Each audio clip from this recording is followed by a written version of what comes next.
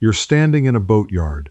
The travel lift has just lowered your dream boat onto the hard, and the yard manager walks over with an invoice that's longer than your forearm. Here's the truth almost nobody tells you before you sign.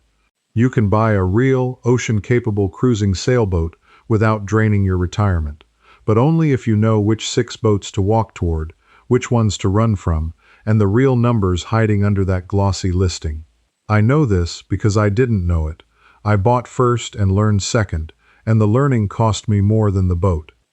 I remember the exact smell that morning: diesel, bottom paint, and cut fiberglass, when a yard in Deltaville, Virginia handed me a bill for $11,000 I never saw coming.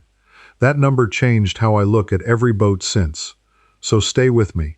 Because there's a specific hull, built in a specific window between 1976 and 1981, that looks like the deal of a lifetime and can bankrupt you through the fiberglass itself. And at the very end, I'll show you a 5-minute check a surveyor taught me that can reveal a $40,000 problem before you ever write a check. Let's start with the boat everybody buys first, because it's cheap: the Catalina 30. Frank Butler started building these in 1972, and by the time production wound down, more than 6,000 of them had splashed. That's not an accident. It's a good boat. Roomy, forgiving, easy to sail, and you can find one today for somewhere between $15,000 and $30,000 depending on age and engine. And here's where the fantasy starts. You see that price, you see the teak interior in the photos, and your brain fills in the rest. You, at anchor, somewhere warm. But the Catalina 30 was never designed to cross an ocean. It was designed for coastal cruising and weekend sailing on lakes and bays, and the build reflects that. The keel-stepped versions are fine, but many were deck-stepped, and that compression post sits on a plywood beam that can rot quietly for years. I've watched surveyors push a screwdriver straight through one. When that beam goes soft, the deck starts to smile every time you tension the rig, and the repair runs $3,000 to $6,000 if you catch it early. The bigger issue is what people do with these boats. They buy a coastal cruiser and then try to make it a bluewater boat, and that's where the money bleeds out. So the Catalina 30 isn't a bad boat. It's a bad first boat for the person who lied to themselves about where they were actually going to sail it. Therefore, you have to be honest about the mission before you fall in love with a price. Because the moment you decide you actually want to leave the sight of land, everything changes, and so does the second boat on this list. That boat is the Westsail 32. If you've spent any time in cruising circles, you've heard the nickname, the wet snail. Built mostly through the 1970s, this is the boat that launched the entire American backyard cruising dream.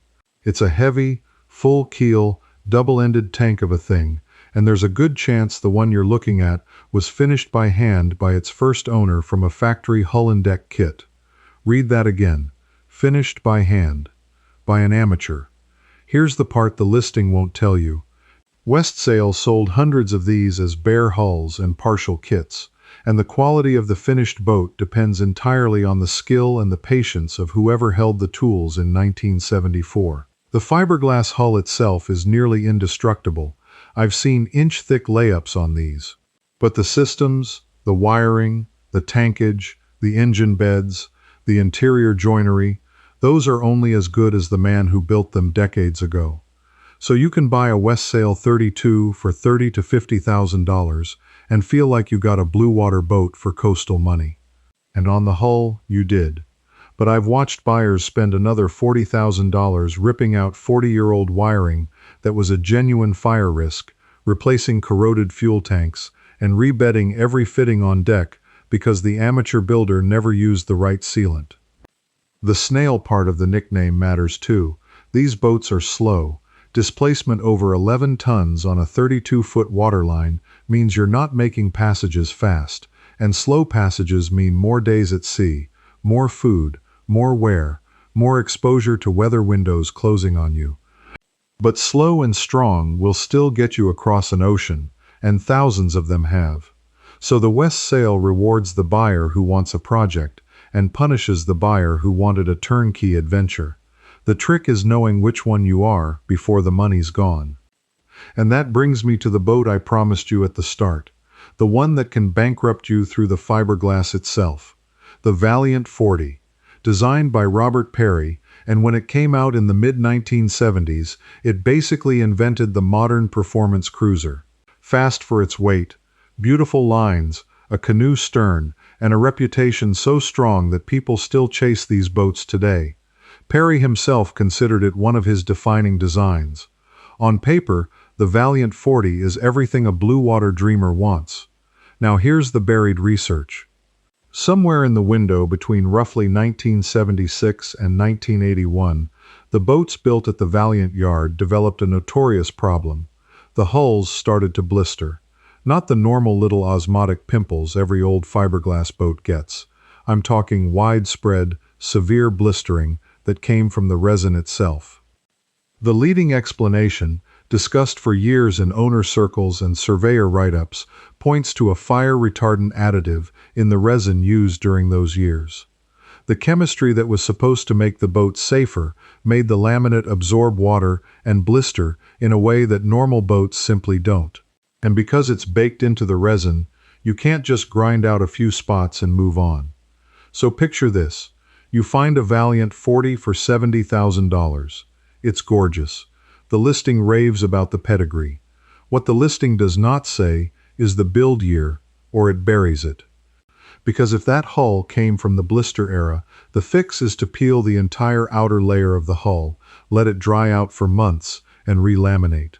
That's a job that can run $20,000 to $30,000 or more, and it can take the better part of a year on the hard while you pay laydays the whole time.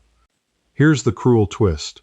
The later Valiants, built after the yard changed hands and moved production, don't have the problem. Same designer, same beautiful boat, completely different outcome. So the difference between a smart buy and a financial sinkhole is nothing more than a build year on a plate you have to know to look for. That's the whole game, isn't it? It's never the boat's reputation. It's the specific hull, in the specific year, from the specific yard. And that's the exact moment I need to tell you who profits from you not knowing this. Because up until now, I've been talking like these are honest accidents. Old boats, old wiring, bad luck with resin. But there's a reason you walk into this blind. The entire sales pipeline for used cruising boats is built to sell you the dream and let you discover the numbers later, after the deposit clears. Think about how a listing is written. It leads with the lifestyle. Sunsets, teak, the galley, the word bluewater in bold. It rarely leads with the age of the standing rigging, the hours on the diesel, or the last time the fuel tank was inspected. Those are the four things that will actually empty your bank account, and they are almost always the four things you have to dig for. I'm not saying every broker is a crook. I'm saying the whole system is arranged so that the expensive truth lands on you after you're emotionally committed, not before. And the more romantic the boat's reputation, the easier it is to skate past the ugly mechanical reality. So let me hand you the four numbers nobody frames up front, because these are the ones that got me. Number 1, standing rigging. That's the wire that holds your mast up. Most riggers and most insurance companies work on a replacement window of roughly 10 to 15 years, sometimes 12, regardless of how it looks. It can look perfect and be one hard tack from failure, because the wire fatigues from the inside and the swage fittings crack where you can't see. Re-rigging a 36 to 40-foot boat runs commonly from $6,000 to $15,000. And here's the sting. Many insurers now simply won't cover an offshore boat with rigging over a certain age. So a boat with original rigging from the 1990s isn't a bargain. It's a bill you haven't opened yet. Number 2. The repower. Marine diesels are tough, but they don't live forever, and a tired old Perkins or Volvo that's leaking oil and hard to start is a slow-motion invoice. Dropping a new diesel into a sailboat, engine, mounts, alignment, exhaust, wiring, sometimes new tanks, commonly runs $15,000 to $30,000 once the yard is done. On a boat you paid $50,000 for. Number 3. Osmotic blisters and deck core, which we'll come back to at the very end, because that's the check I promised you. Number 4. Sails. Everybody forgets sails until they're standing under a blown-out main. A new mainsail and a new headsail for a cruising boat this size can easily total $6,000 to $12,000, and a lot of used boats are sailing on canvas that's already 10 or 15 years sun-rotted. Add those honestly. Rigging, repower, sails, and the hull surprises. On a $50,000 boat, you can be staring at another $40,000 before you've left the dock. That's the math the fantasy skips. Now let me give you the 4th boat, because it's the one where these hidden numbers hide in the most beautiful package. The Tayana 37. Another Robert Perry design, built in Taiwan starting in the mid-1970s, and more than 600 of them were made. This is one of the most successful bluewater cruisers ever built, and when you step aboard a nice one, the interior joinery is stunning. Hand-fitted teak everywhere. It looks like a yacht that costs 3 times the asking price. And that teak is exactly the trap.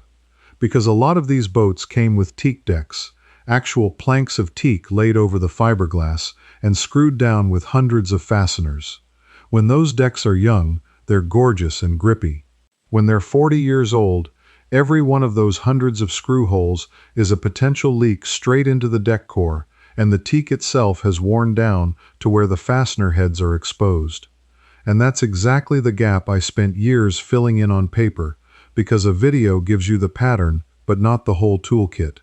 Everything I couldn't fit here, the full first-year cost formula I now run before I even ask for a viewing, how to read a stale listing like a case file, how to spot a keel smile, and the word-for-word scripts for brokers, sellers, and yard contracts, so you never sign a surprise, lives in 3 books I wrote myself, more than 447 pages of the exact formula surveyors and brokers hope you never learn before you sign. If you want to be the hardest man on the dock to fleece, scan the QR code right there on your screen, link in the description, pinned comment. Read those first, and you walk into every negotiation already knowing the number the other guy is hiding. Now, back to the 4 numbers that got me, because these are the ones nobody frames up front.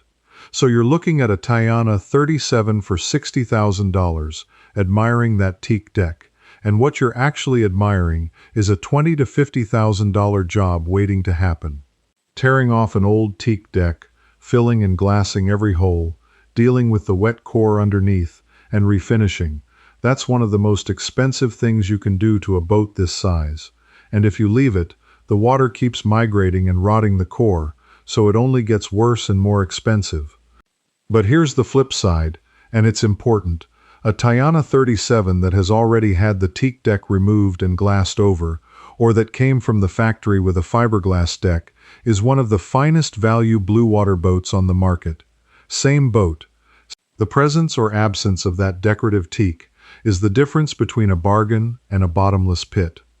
Do you see the pattern forming yet? It's never a simple good boat or bad boat.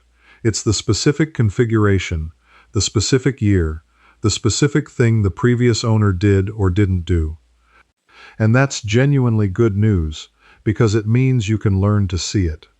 Now, I need to stop and talk directly to some of you, because I know a chunk of you listening right now already bought the boat. You've already signed, you're sitting in your slip, and this whole video is making your stomach drop because you're wondering if you got taken. Stay with me, because this next part is for you specifically, and it can save you real money this weekend. Here's what you do. You go down to your boat and you build a folder, a real paper trail, before you spend $1 more on upgrades. First, find your standing rigging's age. Look for a date stamp, or ask the previous owner, and if you can't establish it, assume it's due, because insurers already do. Second, get your engine hours and, more importantly, watch how it starts cold and whether it holds oil pressure.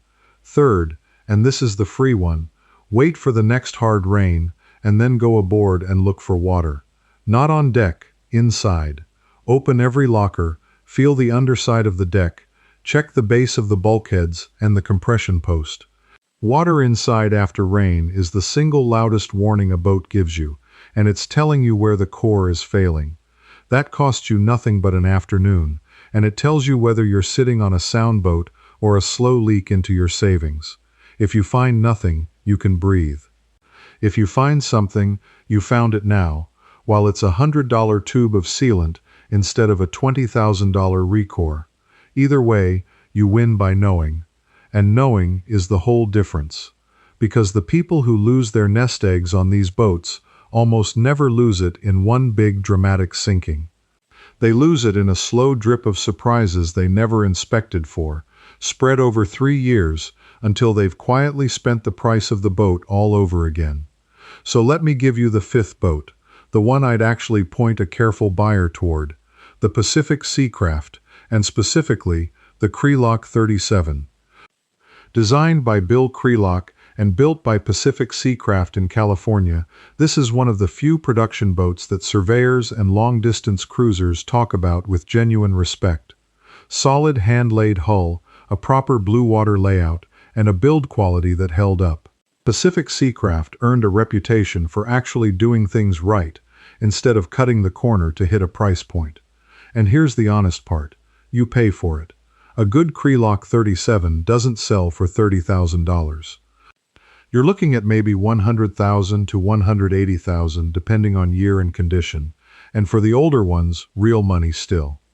But think about what we just calculated. If a $50,000 bargain boat needs $40,000 in rigging, engine, sails, and core work, you're at $90,000 in a boat that's still a compromise.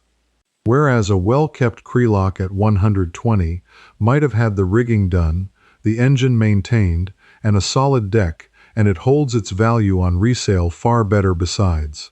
That's the calculation the fantasy never runs. The cheap boat is often the expensive one. The expensive boat is often the cheap one.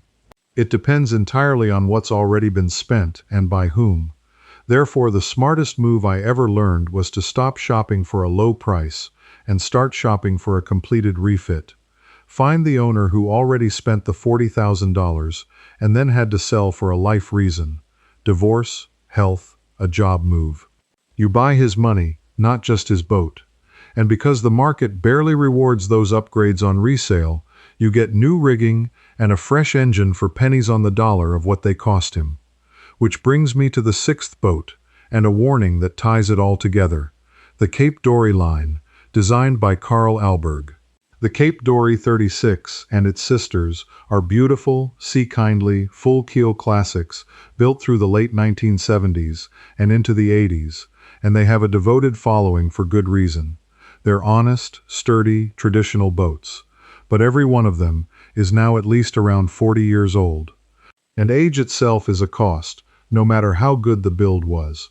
The chain plates, the metal straps that anchor your rigging to the hull, are a known weak point on many older boats, including designs of this era, because they pass through the deck where water sits, and stainless steel corrodes in exactly the place you can't see it. It looks perfect on top, and it's crumbling below the deck line. That's called crevice corrosion, and it's the quiet killer. A chain plate can look flawless and snap under load, and when a chain plate lets go, you can lose the whole rig. Replacing them runs $3,000 to $8,000, but the point isn't the cost. The point is that a 40-year-old boat has 40-year-old metal in a dozen critical places, and the only question is whether someone already dealt with it or left it for you.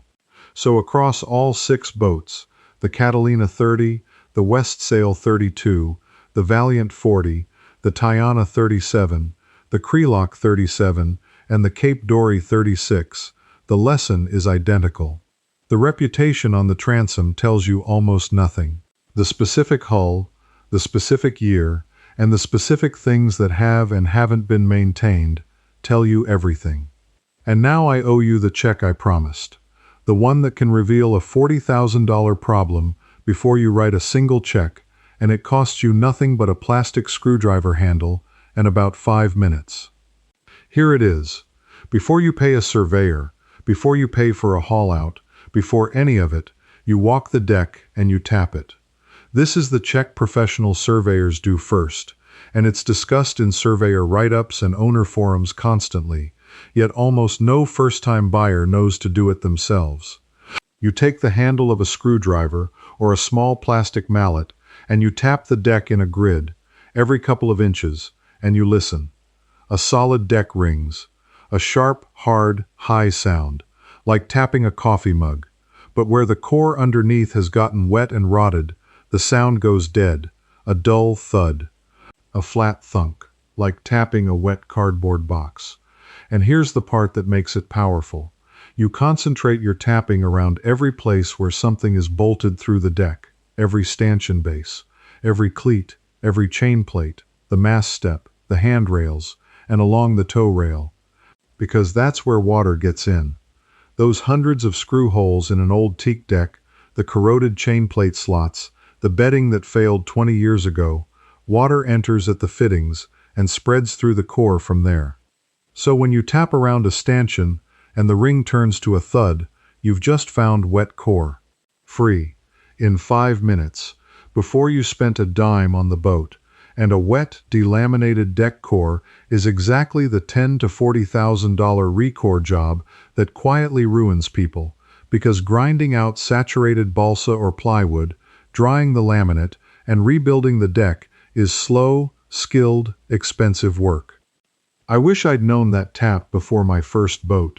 I stood on a deck that thudded like a drum, and I heard the sunset in my head instead of the warning in my hands.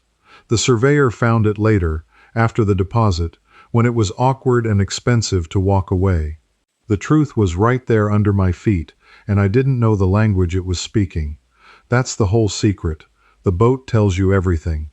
The dead sound in the deck, the tea-colored rust streak at the chain plate, the diesel that won't hold oil pressure, the date stamp on the rigging, the build year on the plate.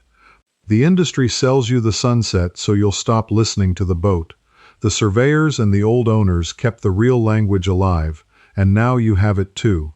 So do the tap test on every single boat you look at, before the survey, before the emotion takes over. If it thuds, you don't have to walk away, but you know exactly what you're negotiating, and you make the seller carry that number instead of you. Here's what I want you to carry out of this. The dream didn't lie to you about the ocean. It lied to you about the price of admission, and it counted on you not knowing where to tap. You're not the kind of buyer who gets sold a fantasy. If you were, you'd have clicked off 10 minutes ago and gone to watch drone shots of somebody's charter vacation. You made it here because you want the real numbers before you risk the money you worked 30 years to save, and that instinct is the single most valuable thing you own in this whole process. So tell me one thing in the comments, and I read them. Which of these 6 boats were you already secretly shopping for? The cheap Catalina, the Westsail project, the risky Valiant, the teak deck Tayana, the pricey Crelock, or the classic Cape Dory? Type it below and tell me the asking price you saw, because I want to show you what that number's really hiding. Don't just think it, write it down where I can answer it. And if you refuse to be another guy who learned all this the expensive way, subscribe and stand with the buyers who make the seller sweat instead of the other way around. Because next time, I'm going to name the exact 3-year window of one of the most popular production cruisers ever built, where the builder switched to a cheaper deck core to hit a price point, and how to spot it in the hull number before you ever step aboard. You do not want to sign anything until you've seen that one. Before you go, one thing, stay with me. Inside the honest harbor, I take you through every boat scored, with the surveyor's check, picking up right where we stopped. And if you've got a question, you ask me directly, and a real person answers, not a machine. First-time buyers like you are already there, and you won't be doing this alone. Just point your phone's camera at the code on the screen. Cancel anytime with one click. Come join me. Now, the boat is only half the story. The engine can quietly drain your savings faster than anything. Let me show you how to choose one that won't bankrupt you. That video's starting right here.